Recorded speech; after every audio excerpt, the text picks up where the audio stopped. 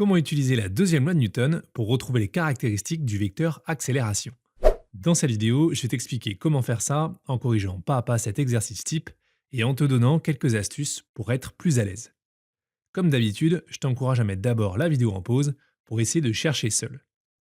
Tu dois déjà bien avoir en tête cette deuxième loi de Newton qu'on utilise très souvent en mécanique.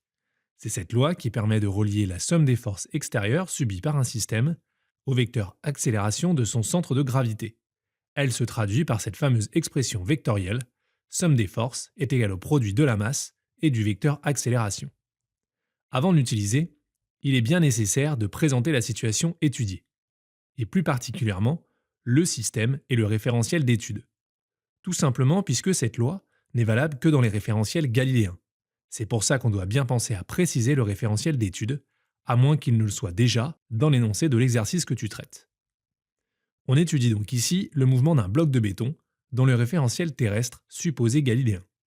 Comme toujours, c'est important de bien lire, voire de relire l'énoncé, pour extraire les informations utiles et pour comprendre là où on veut nous emmener. Par exemple, ici, il est bien précisé que le bloc est soulevé verticalement, ce qui sous-entend que le mouvement est rectiligne et ne va se faire que selon un axe ascendant, vertical, que je note ici OY. C'est aussi l'analyse de l'énoncé qui me permet de faire l'inventaire des forces qui s'exercent sur le système, ce que l'on appelle le bilan des forces. C'est la deuxième étape incontournable pour amener et utiliser la deuxième loi de Newton.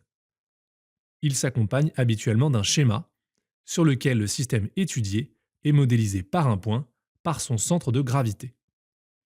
Ici, j'ai pris soin à la lecture de l'énoncé de me rendre compte qu'on nous donnait des informations sur la norme des vecteurs, que je vais prendre d'ailleurs soin d'indiquer dans le bilan des forces.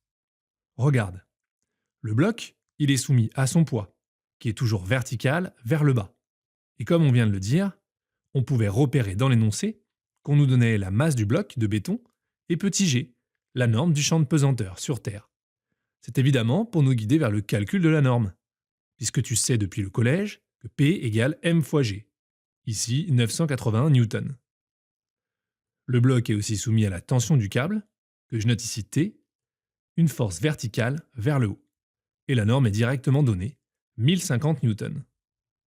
Ces caractéristiques me permettent de compléter le schéma en prenant soin de représenter, comme tu as déjà pu le remarquer, le vecteur T avec une longueur plus importante, comme sa norme est plus élevée que celle de P, sans pour autant me soucier d'une échelle. Une fois qu'on a terminé le bilan des forces, et comme c'est suggéré dans l'énoncé, je vais maintenant pouvoir passer à l'étape suivante et appliquer la deuxième loi de Newton. Comme on l'a dit tout à l'heure, d'après l'énoncé, le mouvement ne se fait que selon un axe vertical, et on le retrouve d'ailleurs bien ici avec le bilan des forces.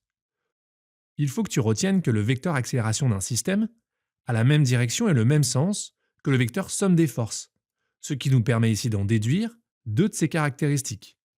Sa direction est verticale, comme le vecteur somme des forces P plus T, et il est dirigé vers le haut, car la norme de T est supérieure à celle de P, donc le vecteur somme des forces sera dirigé vers le haut.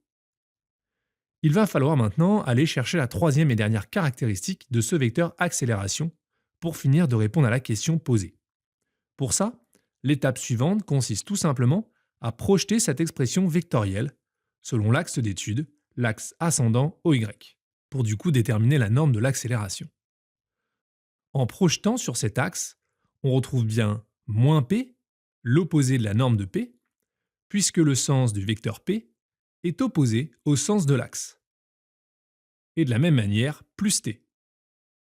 Ce qui nous permet d'en déduire, en manipulant cette formule et en isolant le terme recherché, l'expression de A, la norme de l'accélération du bloc en béton.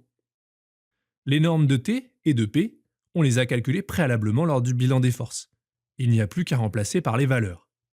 Et en passant à l'application numérique, à l'aide d'une calculatrice, on retrouve que la norme de l'accélération verticale est de 0,690 mètres seconde moins 2, en conservant bien trois chiffres significatifs. On retrouve ainsi les trois caractéristiques du vecteur recherché, sa direction, son sens et sa norme. Voilà, j'espère que mes explications ont été claires et je te souhaite bon courage pour la suite de tes révisions. À bientôt!